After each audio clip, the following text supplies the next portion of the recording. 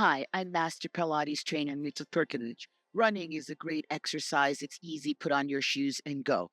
But to avoid injury and to run more efficiently, there's a couple of little Pilates tricks that you can use, simple and easy. One thing we need to pay more attention to is the ankle and the feet, right? So there's a heel strike that you do when you're just doing regular running. If you're doing sprints on a track, short distance, it's a different heel strike.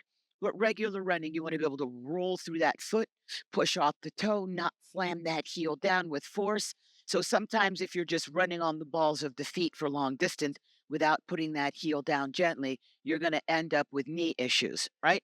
So let's do something starting with that. And then we're going to do something to make your legs even stronger and your knees even better. So bring your legs together, squeeze your inner thigh together, and then squeeze your stomach. 10 is my hardest stomach squeeze. I'm just going to do like a 5.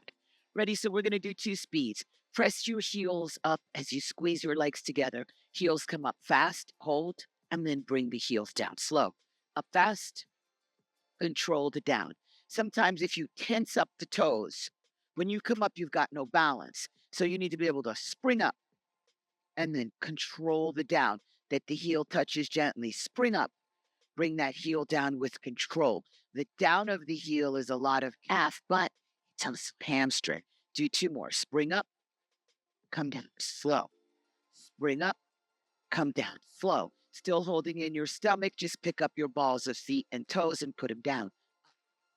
Lift, lift, lift, right? To avoid those shin splints. You've got to get those front shin muscles, right? The peroneus brevis, tibialis anterior, and all those other big jumbly names, right? Lift, lift. Now alternate your feet and do upright, up left, upright, up left. Don't underestimate this. This is super important. You're going to feel burning immediately if you cannot get your foot up. In the perfect world, you should be able to get the whole ball of foot and part of your arch up without bending the knees, right? And soften. So then on one leg, you can grab a little stick or lean against the wall, right? So take your left ankle and wrap it around the right foot.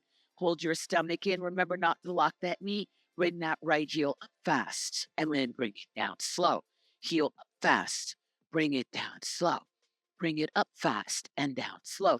See if you do about 8 or 10 of these, especially before you run or after you run, and then check your other foot. You're going to find that that one foot is easier than the other, maybe up.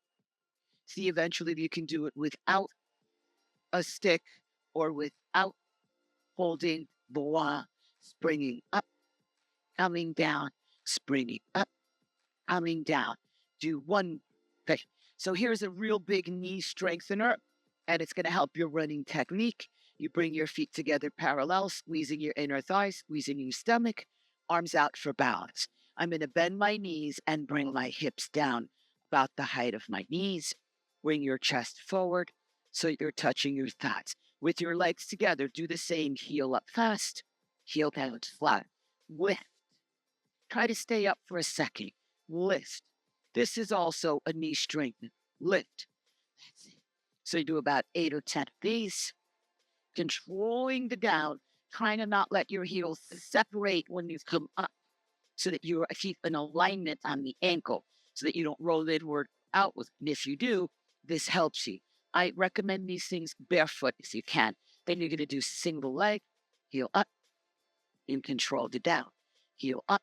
We're going to feel it right on the top of the knee, controlling the down.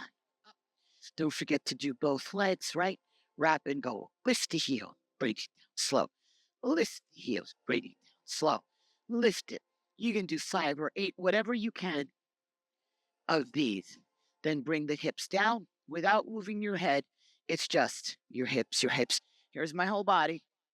Just your butt, your butt, your butt, your butt. Squeezing the stomach, leaning your ass way back so that you build the smaller quadricep muscles that protect the knee. As you do that, and you've done, let's say 10, pick up one leg and do a single leg, right? Then put that leg down into another little set of doubles, 10, holding your stomach in. Then keep your knees together, pick up the other leg, and do about 8, 10. And then put that leg down, lean back, finish with another 8 or 10. and then come up. So as you run for that IT band syndrome, and to avoid that, you're going to lift your hip up with your legs parallel off the floor. This is my left leg, says tattoo. Up, bring it down. The movement is from the waist contracting, and it's like this. So flex, flex, flex. You work all the ligaments that hold the femur in place, strengthen them. It's good for the sacroiliac joint. Yes, the piriformis, but more important, the gemellus superior and inferior. And if you don't know what it is, you got it and you want it. Okay, you have two of those.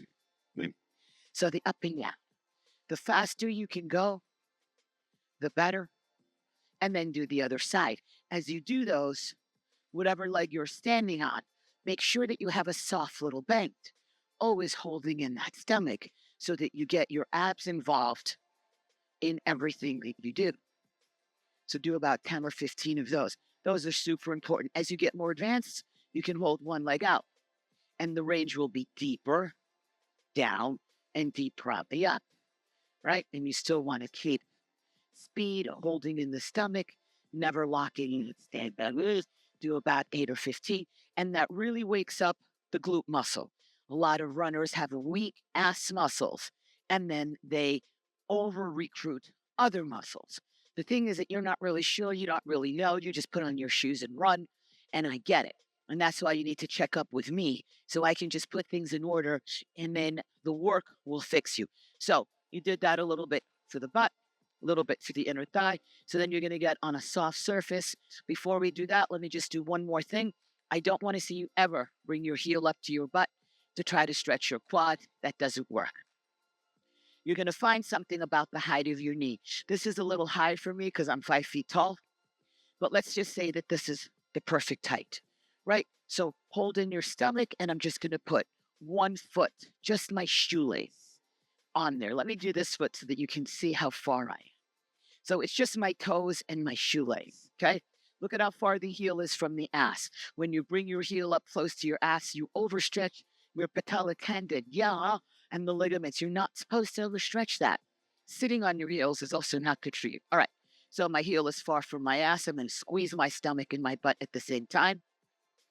Did you see that? I'll release it. Look, I squeeze my stomach and push my ass forward. Now hold that. With your foot that's on that soft surface, push down, and soften. Make sure the standing knee is not locked. My foot up on there is a push down, push down, push down. You can do this on a sofa, a chair. Make sure that you're squeezing your stomach and ass. Push down, push down, push down. You're going to do 6 or 10 of these. Push down, push down, push down. What happens when you bring your heel to your ass is you're only getting one of your quad muscles, the quad muscle that crosses the hip and the knee. What about the other 3, right? Let's do the other leg. The other 3 get not, and the patella tendon gets very upset.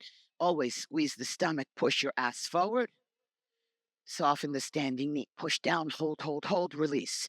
Push down, hold, release. This also gets the iliopsoas group, which is another long story. Don't worry, you got those 2 and they're good. You're standing up, you got them. Push, push, push, push.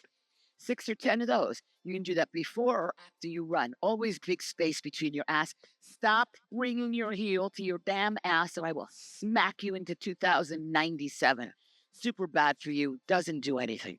So here's something that we're going to do to try to remind your stomach that your quads have to be used with your stomach, not just your quads flaying around by themselves. So bend your knees, always heels far from your butt. Hold the back of the hamstring so that you can give me a bend at the belly button. I'll do that again. Look at how I'm not thumping in my chest and I'm not leaning back. That's faster, but I don't thump in my chest. I just contract and try to get a line at the belly button. Lumbar is the other side of the belly button, the low back, right? Lean back, really pulling on your legs, pushing that stomach in. Okay, so when I'm as deep as I can go, no back pain, you're going to release your leg, put your fingers on the floor and press lightly with your arms in front of you. And you're going to just take one knee and bring it in. Yeah. Little bitchy lifting. Try not to let the whole body bobble around. It's just the leg coming to you. My upper body is totally quiet, glass of champagne on your head because you're not looking down. You're going to do about 15 of these. If you have to come up in between, come up, suck the belly in, press on the floor, and do the other one. Try to look in the mirror or feel your body quiet without your head looking down. As you get much, much better at these, you're going to do that sucking in, lean back a little further, start with the knee bend, and see if you can progress to lifting the leg. This does two things. It puts length in the quad in a way that your body will remember it, not that stupid passive stretching. And it also works your stomach, right? Pushing, lifting, squeezing, short, bitchy little motions, and then come up. The last thing for the back is lift your chest. Your back is as flat as a board, knees together. Try to straighten and bend one leg without the thigh leaving your bust and stomach. Pointing is easier. Flexing is more challenging. Let's say you don't get up all the way. Forget about the blue pill, guys. If you don't get up all the way, just stay there. It's whatever you get with the leg against your body and the knee together. This is an amazing one. You can do this always after you run, even before you run, or just, at work, but not in a mini skirt, right? All right. This is Master Trainer Nikki saying thank you for hanging. There's going to be a lot more. Make sure that you subscribe to us, and I will see you soon.